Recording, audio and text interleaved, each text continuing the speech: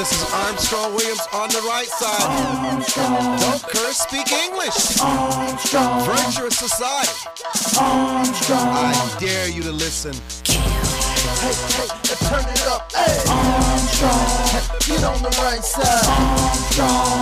Elevate your mind. Armstrong. I'm Armstrong Williams on the right side. Armstrong. Yo, man, it's your boy K.O. And you're tuned into the most conservative of our brothers. Armstrong. The Armstrong Williams Show. Please give me a break. Grow up.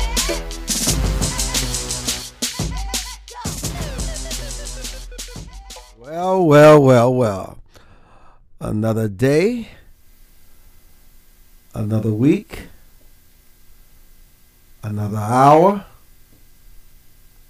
another minute, another second.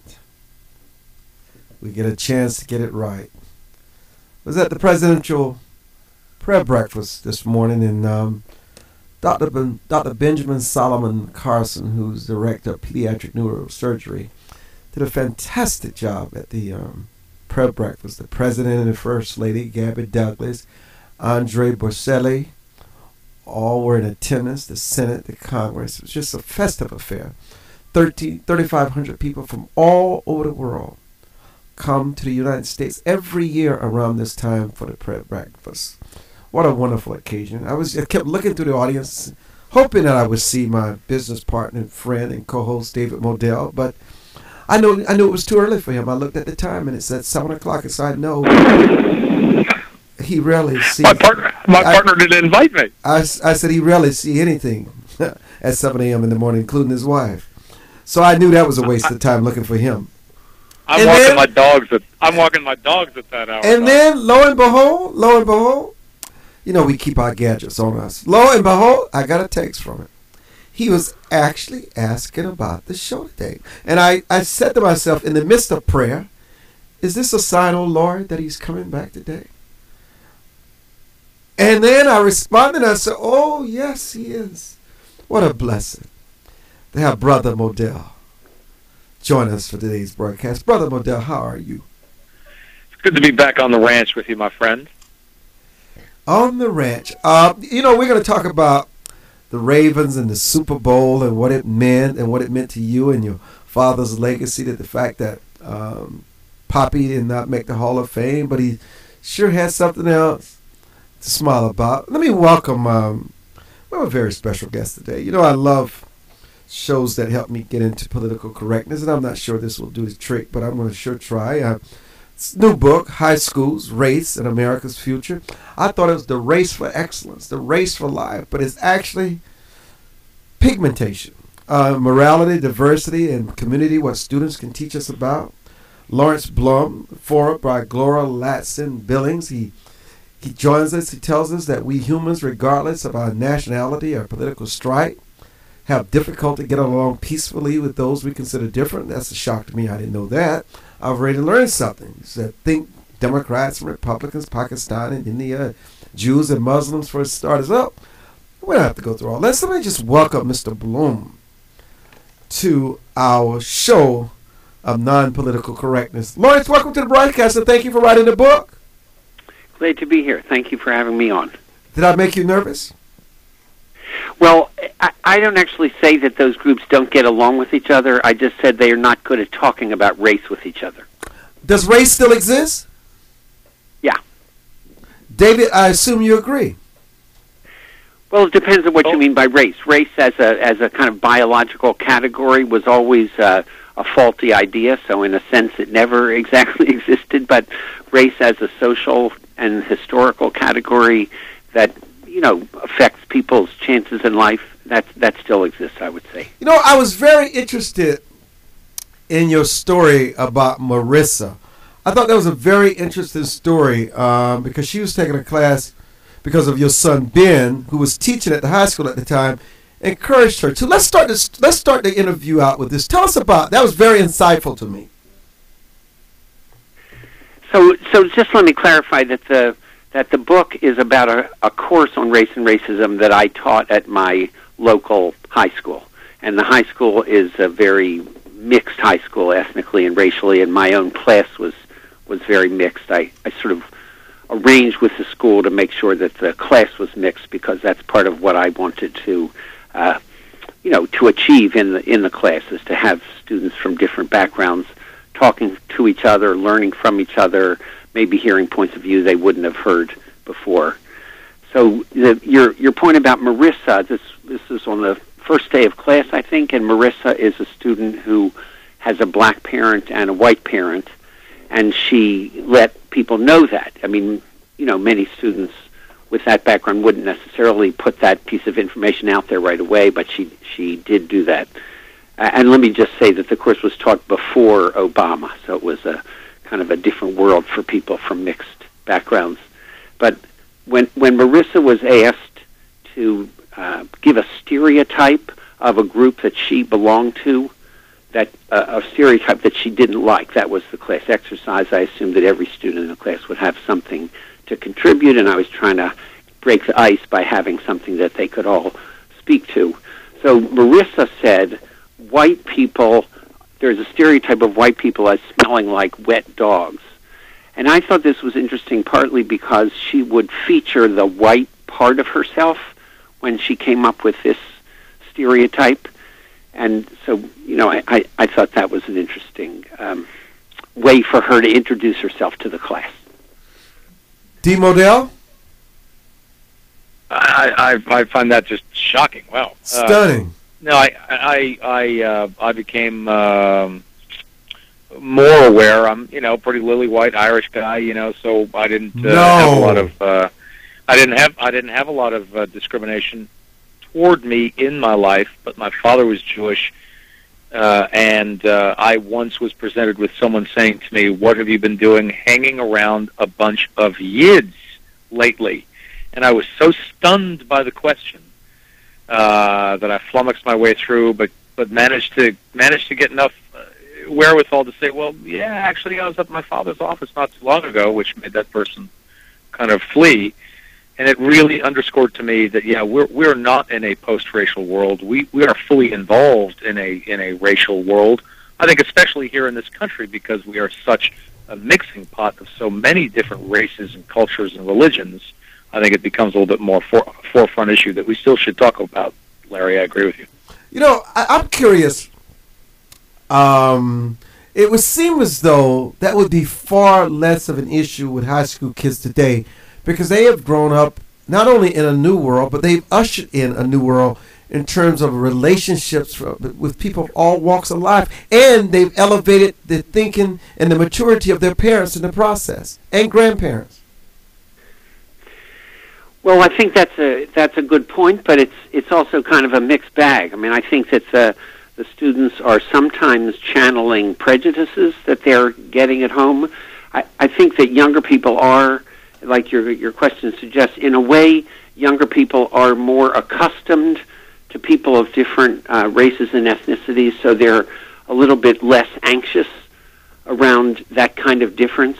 But that doesn't necessarily mean they really understand the way that race has functioned historically and what role it plays in structuring people's differing opportunities. So they might be more comfortable on an interpersonal level, but there's still plenty for them to learn. And in a way, their comfort with the interpersonal dimension sometimes makes them think that there isn't anything for them to learn because, hey, that's your problem, Mr. Blum. That's from your generation. But it isn't really true. The younger people don't really know that history, and it's very important for them to learn it. And that's part of what I was trying to teach in the class. Well, Larry, do you think that this ambient, I guess, recognition of difference is happening in our brains in a higher intellectual area, or do you think that it's perhaps rooted somewhere in that reptile brain that we all talk about so much? I'm sorry, but I'm not. I don't know about these different brain parts exactly, but I think your sense of comfort with people is it's not necessarily something you're totally aware of or thinking about. It can happen at a fairly low level of consciousness. Well, when I say the reptile brain, it's that part of us that is that core kind of animal thing. And when you watch animals who don't have a higher level, they are extremely They recognize differences in other species around them. They know what's going on, and they will protect themselves. It's at a core kind of reptilian survival level versus this upper intellectual level. I see. Okay. Well, now I've got a different answer than the one I gave. I think that the idea of race is it's not a natural category. It's a category that only arose historically at a certain period of time. And before the, say, around 1500s, people didn't really think of each other in terms of race. Of course, they noticed differences in people's skin color and people's hair texture and so on, but they didn't use the lens of race to think about it. So from my point of view, racial thinking has to be something that has come through the higher thought processes. It's not just a kind of instinctual thing. So I think we learn to have views of of other races. Sometimes the learning is so ingrained that we don't, bring it to thought, and it kind of settles into a habit of anxiety. Lawrence Blum is the Distinguished Professor of Liberal Arts and Education and Professor. Hi, this is Armstrong Williams. Just like the Affordable Care Act seeks to ensure people with public or private coverage can find high-quality health care, AAA911health.com offers consumers with access to better information, quality care, and big-time savings on your health care. Yes, big time. AAA911health.com offers a 90-day money-back guarantee. That's right. If AAA911health.com haven't saved you money, guess what? They will pay you back in full your membership with no questions asked. Just tell them Armstrong Williams sent you to AAA911health.com. For more information on the Armstrong Williams Show, please visit our new website at www.rightsidewire.com. There you can find his syndicated column archive, view live streams, and get your favorite conservative pundits' views on the current issues affecting the American people. From building wealth to foreign policy, stay connected with Armstrong Williams and his colleagues at the all-new www.rightsidewire.com. Hi, this is Armstrong Williams. What does it mean to be conservative? Freedom of speech, freedom of free enterprise, freedom of assembly, less government, less taxes. As a matter of fact, a flat tax. Everyone should pay proportional tax. It doesn't matter whether you make 100 million or 10,000. Everyone should pay their 10%. Everyone should have something at stake in this American economy. I'm Armstrong Williams expressing what we mean by conservative traditional value. Does your school, team, church, or charity need a new fundraiser? Do you need to work out of your home or part-time? Are you a small business that can use an additional revenue stream? Then you need Yellow Llama. Do you need affordable web services or tools to enhance your existing business? Are you a graphic artist who wants to create a revenue stream with your art but not get ripped off? Then go to www.yellowllama.com. America must change course if we hope to survive and save the American dream for our children and grandchildren. How do we fix Social Security and Medicare? How do we cut government spending? How do we reform health care? How do we simplify the tax code? The Heritage Foundation has a bold plan that tackles these tough problems using common sense solutions that leave partisan politics on the sidelines. Find out how we can save the American dream at savingthedream.org, paid for by the Heritage Foundation. Hi, this is Armstrong Williams with an opportunity to own a piece of paradise in Nassau, Bahamas. Spectacular land prices, 8,000 square feet, 20,000 square feet lot, affordable prices, hilltop properties with views of the magnificent sea. Just call 242-677-3120 or 3121 or go to info@rightsidewire.com and leave your information. Where heads of state, sports, entertainment, and political celebrities meet. You're listening to Armstrong Williams. In our guest's own words, Lawrence Blum, Americans, especially white Americans, don't like to talk about race, and they generally don't think they need to know anything about it either. Many Americans think we are in a post-racial society, partly because a black man is president, so they don't need to give much thought to race anymore. This view is completely and deeply wrong. U.S. Attorney General Eric Holder spoke the truth when he said in 2009, "We average Americans simply do not talk enough with each other about things racial." What he didn't say is that in order to talk about this productively race, we have to know something about it. Things racial are not just matters of opinion and feelings. They are also matters of knowledge and insight. Race, I mean, I think we've beaten this horse to death. What more is there left to talk about that we don't know, Mr. Bloom? Well, my high school students, they were about 17 years old when I gave this class. They grew up in a racially mixed community, but they knew very little about the real history of race in the United States going back to the 1600s. They didn't know much about changes in the character of slavery over time and changes in kind of different regions of the country about slavery. They didn't know where the idea of race came from exactly. They didn't know why we had it. They just thought, well, race, it's just there. It's always been there. And so there's quite a lot of the history that these students, who were average students, there was a lot they didn't know about it, and I think that a lot of adults still don't know that much. I mean, I'm very pleased. Like when PBS had a special on the abolitionists a couple weeks ago, I thought that was great. I think the film Lincoln has been, a sort of important part of public education around racial issues. I think very few people realize that the 13th Amendment had so much trouble getting through as the film shows. So I think I don't actually think people talk about race very much across racial boundaries. Maybe they do within their own groups more, but even so, as as Eric Holder suggested that you quoted, I don't think Americans actually know that much, and they don't fully recognize that there are things that they need to know about it. Demo? Well, do you think that in another 20 years, the Martin Luther King Day will just be some abstract day off for kids in school, and young kids, when you say, "Who's Martin Luther King?" they'll look at you with that look like, "Gee, I feel like you're asking them, who's John Quincy Adams?" They'll look at you like, "What? Who?" You think that's at risk?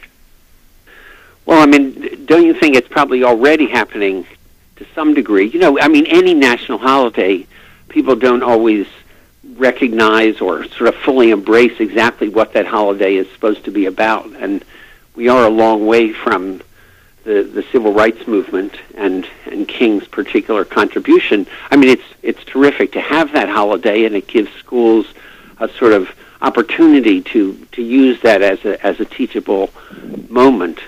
But yes, I think as time goes on, as with any of these historical things, they sort of recede in memory. But I hope that at least schools will sort of keep it alive as a time to do some real education around what King meant and what the civil rights movement was and why there needed to be a civil rights movement in the first place. David, are you hearing me better now? Yeah, it's all good. Listen, I want to tell you how much I appreciate your writing this book, Lawrence Blum, High Schools, Race, and America's Future, What Students Can Teach Us About Morality, Diversity, and Community. What is it that these students can teach us about why, especially these kids who seem to be consumed in this race trap, and this race mindset, which I think is totally blown out of proportion?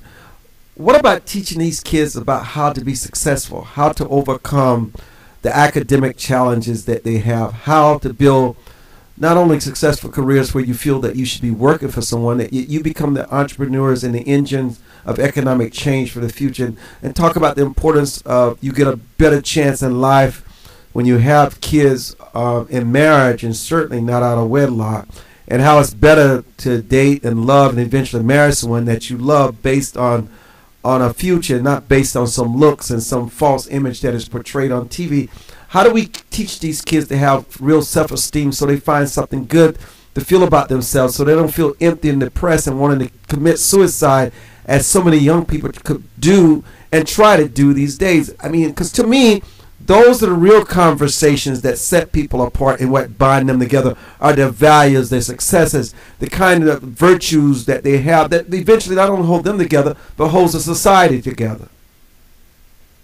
Well, I agree with much of what you say about what it would be good if students learned about. But just in terms of my own contribution to this, I was just teaching this one very particular course, and it was a course that was primarily aimed at Black and Latino students, in part because those students aren't given enough challenging, academically and intellectually challenging courses in high school. And I wanted to give a course that would really stretch them and would, force them to work. Not to say that they weren't working in their other classes, but I was a college professor who made this arrangement with my local high school to teach, and I was bringing, a sort of like a college-like set of demands to this classroom. And so, in a sense, I was trying to help them to become as academically successful as they could, to get into, and that might help them to get into a better college. I mean, I'm just teaching one class, so I can't, guarantee that they're going to get into a good college from it. But I was trying to help these students to kind of advance as much as they could. The course didn't deal with the wide range of values that you mentioned there, Mr. Williams, but it certainly was an opportunity for students to talk about things that were of concern to them. Many of them had never been in a classroom where they talked in a serious way about race. So some of them, for example, some of the Black students said, or I can think of one in particular who was particularly concerned because she thought some of her peers would sometimes get into kind of a race space where they would kind of say, oh, the man is coming down on me. And this bothered her because she thought, it wasn't right for them to be using race as a kind of excuse. I wouldn't say that was a widespread view within the class, but this one student really did articulate, and she felt very, very strongly about it. So we talked about that in class. So we were certainly engaged with racial issues that were on these students' minds, and I think that having those conversations really did help them to not get sort of stuck in some, kind of unproductive place about their own racial identities. David Modell?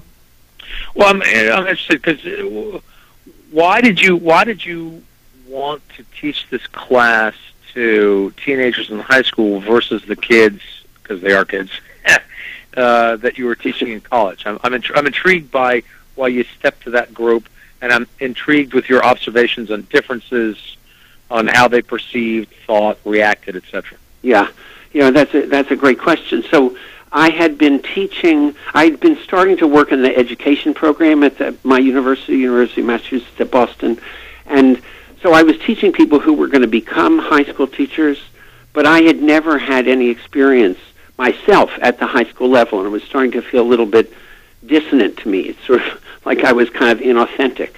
So that was one reason that I wanted to teach at the high school. Another was that having taught for a while, having taught courses on racism at the university level, I just was interested in what younger people, partly because of my own 3 children who all went to this same high school, I just got interested in what younger people were thinking about race.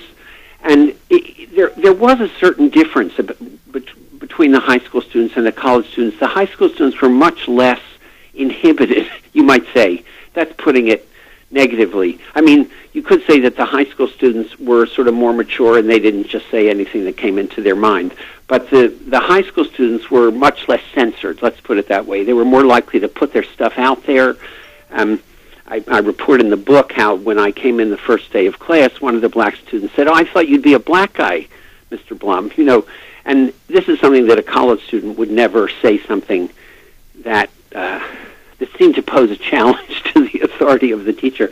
But actually it was quite refreshing, because sort of what it meant was that with the high school students, you sort of felt like you were dealing with what was really on their mind and not just something that they thought they should be saying.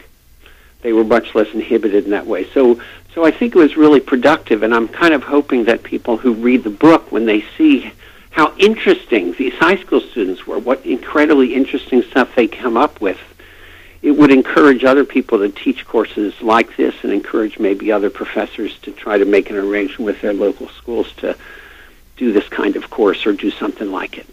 Well, listen. Do you think that those older kids, do you think that they've learned in that 4 years or 6 years, I guess, between a freshman in high school and a mid-level collegian, do you think they've learned this kind of bizarre, odd kind of political correctness about not having conversations about race with each other? Well, no. I mean, let me just say that I teach at the urban campus of my state university, and my students tend to be somewhat older than just the 18 to 22-year-olds. So the average age of the students at the university is more like 23. So they're slightly older. They're slightly older than that. And no, I had quite freewheeling and open conversations in the class. I don't mean that the college students are just parroting some idea of what they think ought to be said. You know, they also say what's on their mind, but they're just more they're just more aware of what something is going to sound like than the high school students were. Yep. And I think, there's both just a positive hold there for aspect us, so we can come back and give you your proper goodbye and talk about your book a little more and tell people where they can buy it. We'll be back. Armstrong Williams. For more information on the Armstrong Williams Show, please visit our new website at www.rightsidewire.com. There you can find his syndicated column archive, view live streams, and get your favorite conservative pundits' views on the current issues affecting the American people. From building wealth to foreign policy, stay connected with Armstrong Williams and his colleagues at the all-new www.rightsidewire.com. Life is full of unexpected changes. Everyone has potential to do wrong. And when they choose to do it, contact the Bucksell Group for your private investigation needs. TheBucksellGroup.com or by phone at 202-243-9746. Whether there's an instance of a cheating spouse, child custody, process service, or security, don't continue suspecting. Get closure so that you can move on with your life. Visit TheBucksellGroup.com now or call 202-243-9746. If you think it's happening, it probably is. To travelers along the road of life who have fallen asleep at the wheel, to the many who woke up in time to avert disaster and get back on the righteous path. For the ones who crashed and survived and now adhere vigilantly to a virtuous and righteous path. Finally, Armstrong Williams' much-anticipated new book, Reawakening Virtues, gives his insights into these daily challenges and much more. Reawakening Virtues is available in bookstores and at Amazon.com. Join the millions of Americans who pursue one of our country's finest traditions, from hunting to sport shooting. Since 1871, the NRA has grown as a service organization involved in all aspects of shooting sports and is a proud defender of the Bill of Rights. Join today to begin taking advantage of exclusive membership offers and discounts, including up to $25,000 in insurance coverage. Contact the NRA today. Call 1-800-672-3888 or visit nra.org. Most Americans simply have never been taught the basics of money management, let alone how to secure their financial future. But there is hope. Financial Education and Literacy Advisors, also known as FELA, does what others don't. FELA teaches financial education. If you'd like more information about providing a financial wellness program for your employees, or a credit-bearing college course in personal finance, or other valuable programs, please visit myfela.com. That's myfela.com, or send an email to info@myfela.com. Elder Chicks is an exciting part of the fastest growing segment of the population. Women in their 70s, 80s, and older who are mastering the art of a senior life. We're no longer unseen and unheard. We're providing role models for each other and the baby boomers who are fast approaching retirement. Join our virtual community. Hit www.elderchicks.com on your computer keyboard.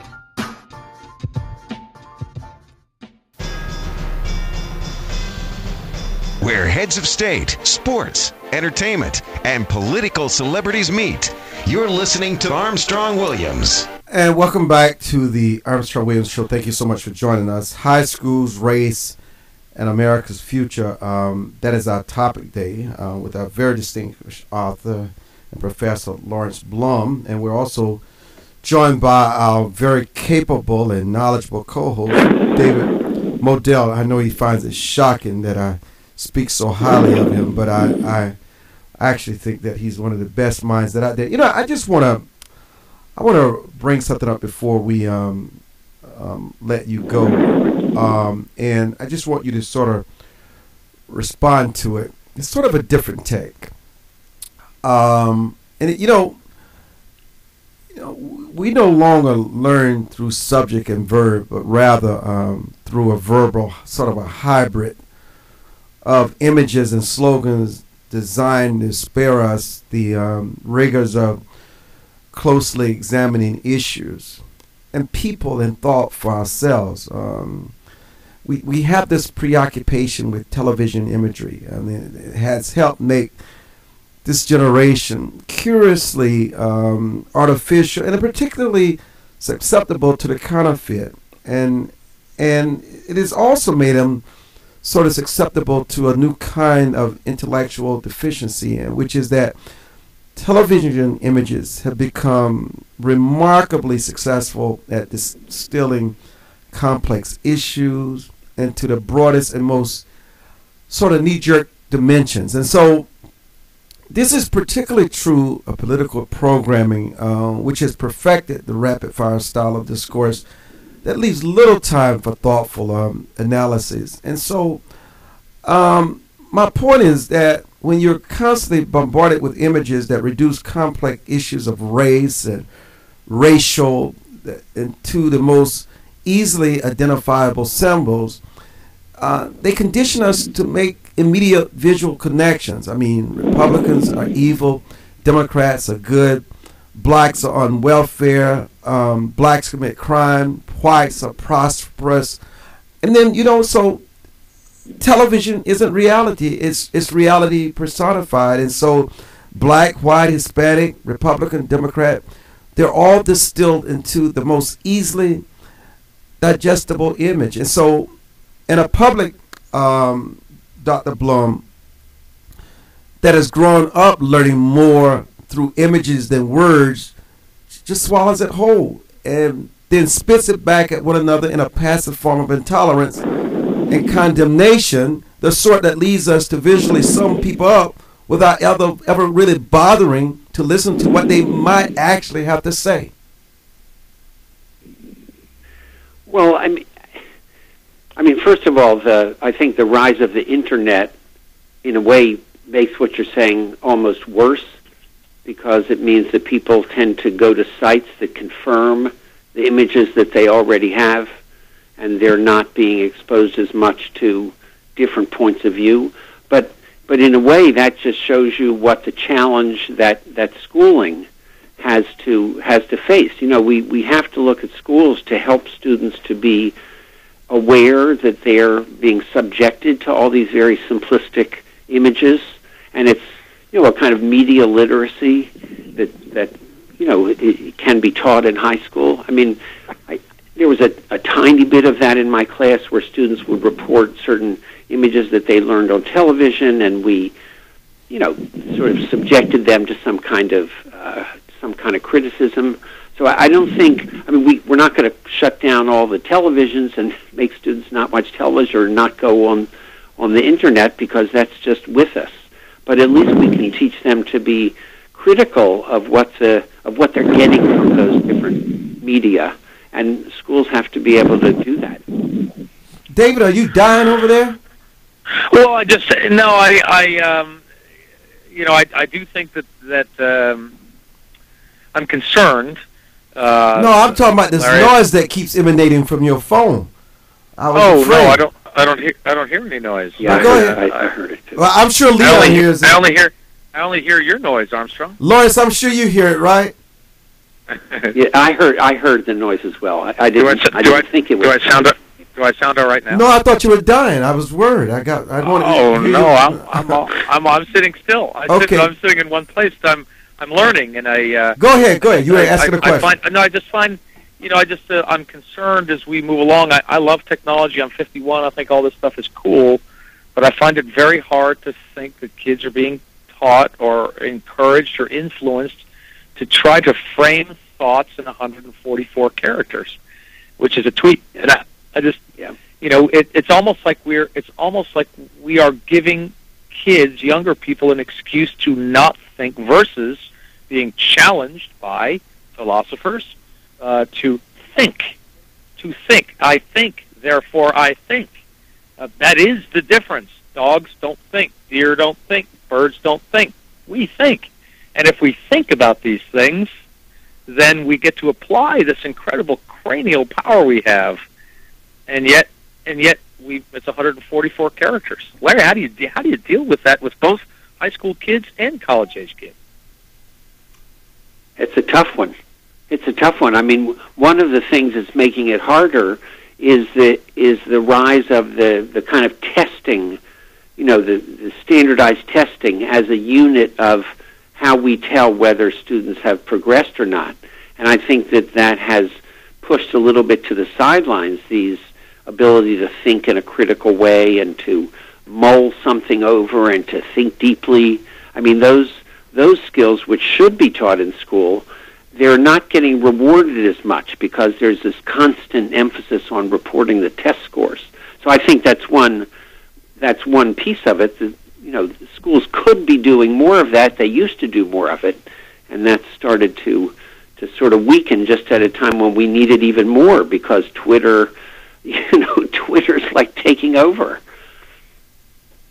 Let me get to the heart of something else with you on the telephone. It's just the dropout rate, the intellectual gap, the lack of understanding that the importance of a degree. I mean, obviously, race has nothing to do with anything. It has nothing to do with how you learn. It has nothing to do with how you grow up. It has nothing to do with what you're going to make, in my opinion, unless people want to make that into an issue. I mean, kids that they're in the classroom, they have the same teachers, they have the same books, they have the same opportunities to study if they take those opportunities. Obviously, the parenting may be different because the parents may not be able to read or understands the importance of that child reading and turning off the TV. Just where does the difference come in? Let's move beyond the race and talk about, you've taught these kids. Where do the kids that do well, where do they have the edge?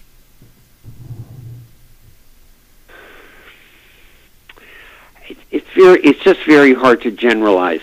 We're not generalizing, though. We're not. There are students who, I taught students of a wide range of kind of economic backgrounds as well as racial and ethnic.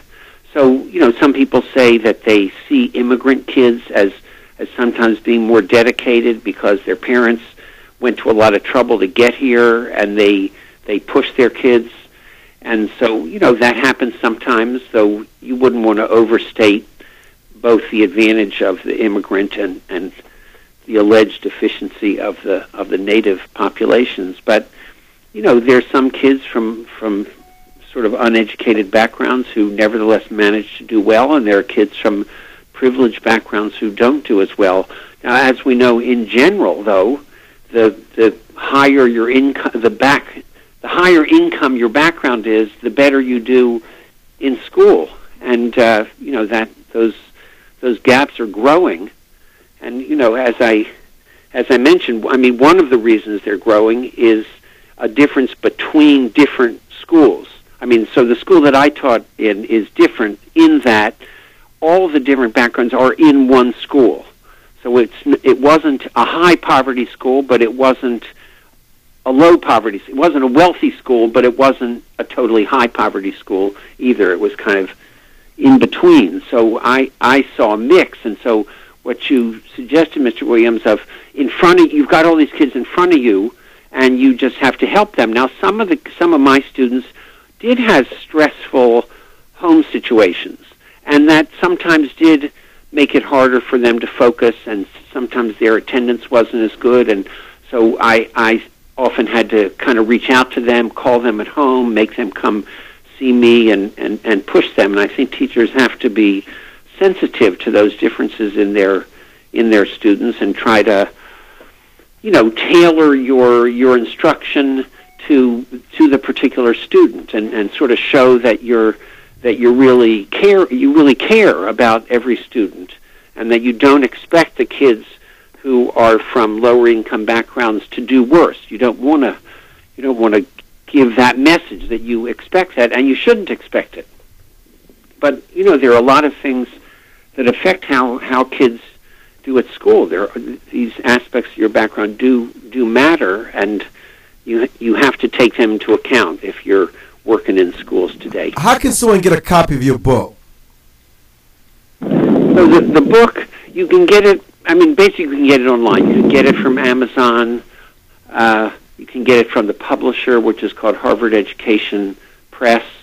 And there's a link on my website, which is called blumphilosophy.com. But yeah, it's easy to get on the internet. Thank you for being a terrific guest, and we wish you well. Well, thanks very much. I really enjoyed being on the show.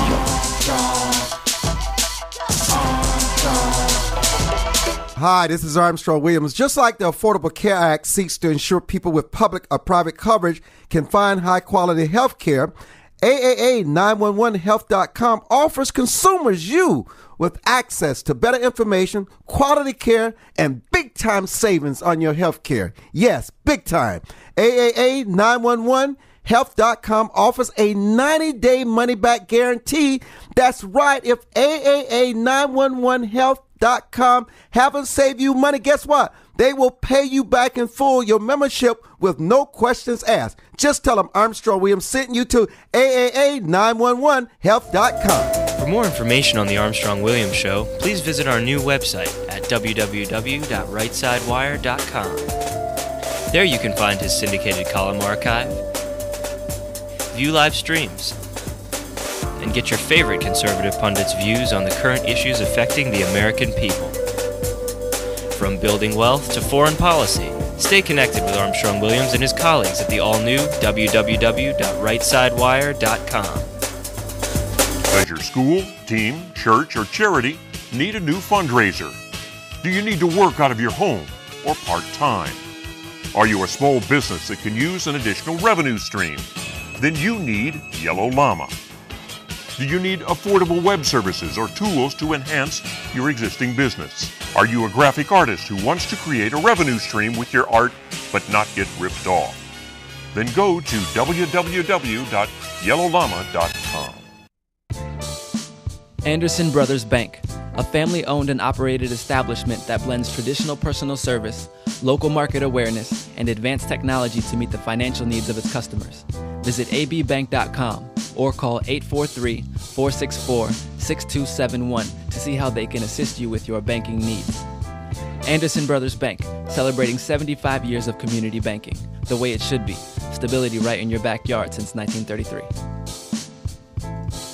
America must change course if we hope to survive and save the American dream for our children and grandchildren. How do we fix Social Security and Medicare? How do we cut government spending?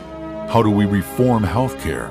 How do we simplify the tax code? The Heritage Foundation has a bold plan that tackles these tough problems using common sense solutions that leave partisan politics on the sidelines. Find out how we can save the American dream at savingthedream.org, paid for by the Heritage Foundation. Join the millions of Americans who pursue one of our country's finest traditions, from hunting to sport shooting. Since 1871, the NRA has grown as a service organization involved in all aspects of shooting sports and is a proud defender of the Bill of Rights. Join today to begin taking advantage of exclusive membership offers and discounts, including up to $25,000 in insurance coverage. Contact the NRA today. Call 1-800-672-3888 or visit nra.org. Where heads of state, sports, entertainment, and political celebrities meet.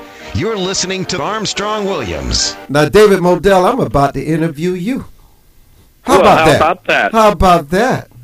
So why is it, in your opinion, your father did not make the cut for the Hall of Fame? Well, for our listeners, we probably just want to let them know that my father, Art Modell, owned the Cleveland Browns and then Baltimore Ravens, and he was in the final 15 eligible considerants for election to the Pro Football Hall of Fame last Saturday before the Super Bowl and he was not selected. The non-player who was selected was Bill Parcells, who certainly is very deserving. But from a background standpoint, that's probably worth providing our listeners. And why he didn't make it, I think some of the electors still focus on the fact that he moved the then Cleveland Browns franchise to Baltimore, and the effect, albeit extremely short-lived, effect that had on Cleveland, Ohio. They had a football team within 3 years, named the Cleveland Browns. But in any event, that I think loomed large in his not getting enough affirmative votes. They don't vote against. They vote all affirmative votes, and if you don't get enough affirmative votes, then you don't continue on the list. What would the Ravens' victory in the Super Bowl had meant to your mother and father were they alive? Oh my! To put it in context, I do think that it mattered to him being selected to the Hall of Fame. But do I think that my father would have traded that for a victory on Sunday over the 49ers? There's no question in my mind, which of course underscores my belief that he's a great candidate for the Pro Football Hall of Fame. But both of my parents would have been elated, and I think spiritually, in the broader sense, they are elated. Actually, David, you were in New Orleans. We were there together. You and Michelle. That was some kind of game. I want to tell you, when I get nervous and uptight, I become a mute. I can't really talk and express myself. And I don't know if I've ever watched the game unfold the way it did. It's as if there were 4 different games that went on during the hour. I must tell you, it's as if I saw the old Ravens and the new Ravens. Everything I saw during the regular season, I saw in that Super Bowl. And yet, somehow or another, when it looked like the 49ers had all the momentum and they were going to score that touchdown, the Ravens had the game exactly where they wanted it, with Ray Lewis and the defense on the field. Well, yeah, and how astonishing is it for Ray Lewis? That's his last defensive stand as 17-year leader of this football team. Wow. Best football player, for best linebacker, and now they're starting to talk about him in the context of best football player ever. Incidentally, my friend, my younger brother, and there he was, a 4th down, all the marbles on the line, and the defense executes. He's the leader of that defense, and they win the game. Honestly, I don't think he can end a career in any more of a storybook fashion, and we obviously are quite thrilled for Ray that he had that moment, and it was a tale of two cities, that game. There's no question about it. I think there was the before the blackout, and then there was the after the blackout, and I was astonished. I hadn't really thought of it, Armstrong, but do you know that the Ravens offensive football team had 84 minutes between offensive snaps in that game? Can you imagine that? Oh, wow. Say that again. 84 minutes. So they had the ball. We scored. The ball was we kicked off. San Francisco was on offense. So the Ravens defense was on the field when the power went out. By the time the Ravens got the ball back on offense was 84 minutes, not 4 minutes, 10 minutes, 20 minutes, 84 minutes, an hour and almost an hour and a half. Can you imagine the offensive football team? Now they're starting to tighten up just physically. You know, they've lost the sweat, starting to tighten up. That was a very bizarre circumstance during that game, an extremely bizarre circumstance. I blame it on Beyonce and all that equipment. No, I just think it was one of those anomalous power situations. I don't think that it was Beyonce, although they're doing their, the powers that be down there in New Orleans are investigating to see what was, at the root of it, and it's just one of those bizarre circumstances. If you recall several years ago, it happened. Ironically, It happened to San Francisco at a home game. They're playing on Monday night or Sunday night football, and you could see the blimp view. A substation blew up. The power went out in an entire block, including the stadium. They were behind. The power comes back on, and the 49ers came back and won that football game. How about that weird circumstance? Yeah. Talk about Ed Reed. Well, Ed Reed has been a fantastic football player. I think he leads all NFL players now, active players, a number of interceptions. He is a clear leader on the team, a different type of leadership that Ray Lewis provides, but has been just an incredible threat. I'll tell you what, every quarterback taking the field knows where Ed Reed is on that field at all times. You don't leave him unaccounted for, or he's gonna jump up and make a key interception like he did. What were the keys in the game for the Ravens in the fourth quarter? Well, I think they just had to maintain their belief. I think that was the key thing. They had to maintain their belief. They had to play hard, even though the Mo was kind of wishy-washy or heading in San Francisco's direction, and they had to believe in themselves. And you see a group of guys, and I know this because I was around them a little bit towards the end of the season, who really do care for each other a great deal, really do love each other, and as a result, really trust each other. And they felt that they, from what I have been able to discern looking at interviews and stuff, that they didn't feel that it was really much going on. They were okay. They didn't feel very stressed at all. They were just going to try to complete plays. They're really quite an excellent group of young men. Coaches kept their heads in the game, and I do think the difference maker in the game was turnovers. And as I had said to someone beforehand, I thought turnovers, given it was a two closely matched teams, turnovers would play a role, and they did. Joe Flacco, amazing passes, amazing things happened on that field when Joe Flacco was in control. Well, we can't forget that all good quarterbacks have really excellent wide receivers, and I think when you look at some of the catches that Anquan Bolden made, especially down the sideline on kind of an odd heave-ho that I thought Joe Flacco was throwing away, and Anquan comes down with the ball over the receiver's head. Wideouts can help to make quarterbacks what they are, and the wide receivers, the guys who are receiving those passes in that game, and throughout the season, really have supported the whole team and Joe very well. Make no mistake about it, Joe's a cool character now, and he was out there smiling. As tough as the circumstance was, he's out on that field just smiling away, and you just gotta love seeing that. They're kids. They're out there enjoying playing a kids game under the glare of 165 million people watching. What about that 2-point conversion?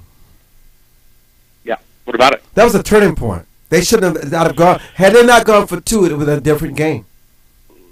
Yeah.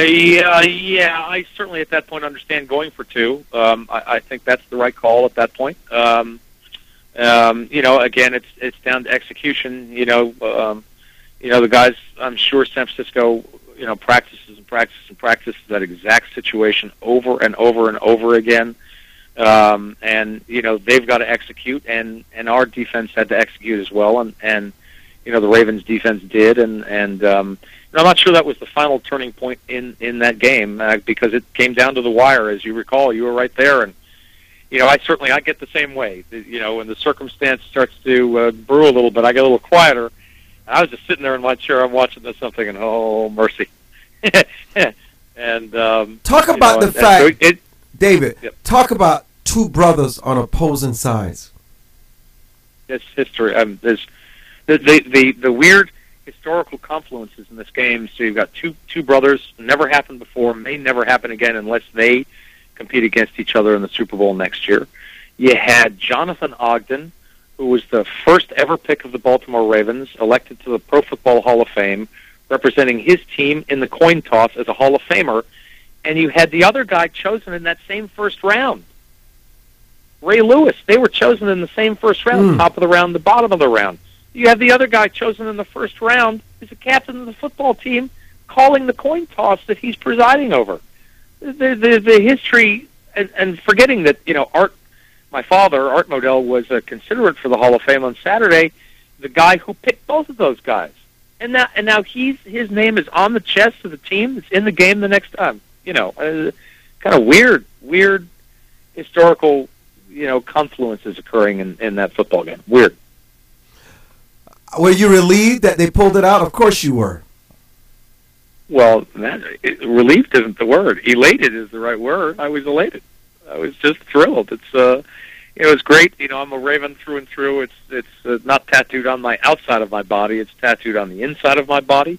I'll be a Raven for my entire life. And so, my joy for my guys, a lot of those guys I worked with, Kevin Byrne and Ozzie Newsome, and a lot of those guys, Eric DaCosta, those are my friends. So I'm elated for my friend Steve Bisciotti, who, really is a very sweet man and was very kind and supportive to us during a dark period this year. So we were absolutely floating on cloud nine. It took me 3 days. I'm still hoarse from the game last Sunday. I was doing the uh-oh song with everyone else out. David Modell, always a pleasure, brother. Thank you. Peace. Good day, everyone. For more information on the Armstrong-Williams Show, please visit our new website at www.rightsidewire.com.